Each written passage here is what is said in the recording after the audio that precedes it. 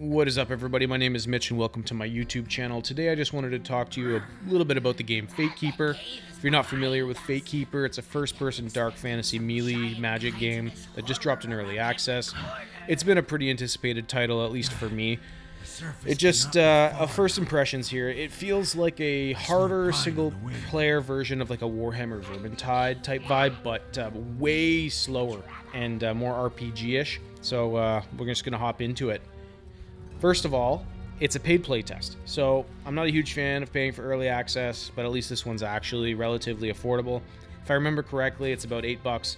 I'll throw a screenshot up on the screen for you guys of what it is in Canadian dollars.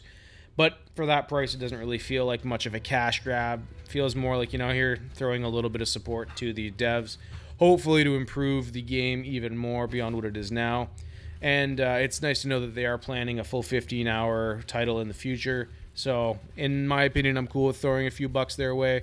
However, I completely understand if some people are uncomfortable with that or don't want to do so. The early access stuff is getting a little bit out of hand, so completely get it if that's not your thing.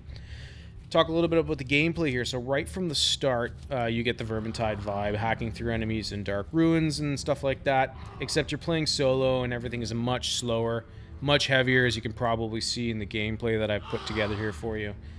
The combat is definitely slow, but when it clicks, it's really satisfying.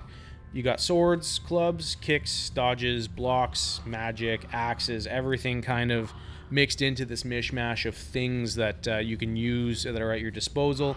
And they got a pretty cool talent tree that you can work your way through and build your character the way that you like to play the game. Me personally, I'm like a melee hack and slash guy, so I use magic sparingly unless I really have to, so I went right into the attack tree. We're going to talk about the looting system a little bit here. So the looting is pretty fun so far. At least in my experience, I haven't received any drops from actually killing like the generic minions like you're looking at right now. They're throwing rocks at me. But you'll find weapons, armor, relics, rings, all that kind of standard RPG stuff. It's not just boring stat upgrades on these items too. They do tend to change the way that your character feels and how you play. You can get new moves and different abilities and whatnot. Like one of the axes that I picked up, one of my favorite items a little bit later than what you're watching right now, was an axe that had like built-in fire damage. It was pretty cool. Now onto crafting. It kind of goes hand in hand with looting here. So you're going to be picking up a lot of mushrooms and other ingredients on the ground and other random junk. And with these ingredients, you're going to go in there and you're going to choose one of three things at the cauldron. So cauldron is like the materials crafting station in this game. You're going to pick a potion, a vial, or a hand bomb, which was locked away at the time of filming this. But each ingredient you're going to find is going to have individual effects that it'll have on whichever of the three things you decide to craft. So pretty simple when you look at it, but it's good enough in this instance. And honestly, for somebody like me who's not super into the whole crafting thing, it was a nice change to not need to really dive into it too deeply and think about it. I just saw plus HP, plus HP, plus HP. Okay, I'll throw those three together, make a potion. It's going to heal me. So super simple, and it shouldn't take much learning for many people. Now I'm going to talk about the difficulty a little bit. So there's been a lot of opinions about the difficulty. For me, it was pretty challenging, especially early on. One of the reasons I think this was the case for me is because I got locked into my talent tree where I could only edit the attack section of the tree. So my initial point I had put into the attack branch, and I'm almost certain it's a bug. I'm pretty sure I've read something about it being a bug, but then I couldn't go back and add to the health and stamina tree. So basically unintentionally turned my character into a glass cannon, which became a little bit annoying. I hope that's not the intention here. If it is, they're definitely going to change it, because it was impossible to stay alive as I got towards some of these bosses because everything went into attack and attack speed. It's hard, but it's not like full-on Souls-like hard, but it is demanding. But once you learn the patterns and get better timing with your kicks, blocks, dodges, spells, it starts to feel a little more fair. And pretty rewarding in the end. I mean, when you're slashing a dude and he goes flying halfway across the screen, it's pretty awesome.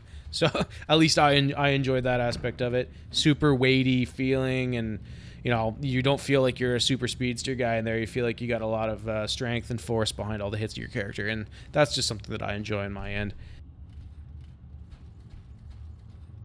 On the visual side, I mean, as you guys are seeing in front of you right now, I think the game looks awesome. For such a small team, the game does look great. Of the areas that you're able to experience in the beta or slash playtest, at least, everything looks really awesome. The ruins, the forest, the castles, whatnot. But it gives off real AAA vibes, guys. I mean, even in early access, it runs super smooth on my system. I got a 9070 XT and a 7800 X3D, so I'm not running like a crazy 5080, 5090 or anything like that. But I do have decent hardware. So it's a nice bonus. I mean, being able to run this thing on Ultra is pretty awesome, especially that it's well enough optimized at this stage for me to be able to do that. In most games, they don't really get that kind of treatment until launch or a little later on, where they can optimize things for everybody's system. Look, Fatekeeper, at this point, it's not perfect yet. It is pretty janky in some spots. The core loop of the exploring, looting, crafting, and smashing enemies is pretty promising. For $8, I'm having a pretty decent time with it. I think it took me about 4 hours to make my way through what was given to us here, so not a lot of gameplay in there, but it does give you a good taste of what's to come. I would say if you're the type of person who likes slow, weighty combat and like dark fantasy vibes, I think that you'll enjoy this. Don't expect to be Skyrim 2.0. Don't expect it to be Vermintide. It's really a totally different kind of experience here. I hope if you guys pick it up, I hope you're enjoying it. If you have picked it up and you are playing it, let me know if you're liking it, what kind of changes you want to see here. Anyways, guys, thanks for watching. Like the video if you enjoyed. I'd love to see you guys stick around a little more, so if you want to, toss me a sub. I'm going to keep making videos on this channel, and hopefully I'll catch you in the next one, all right? Thanks.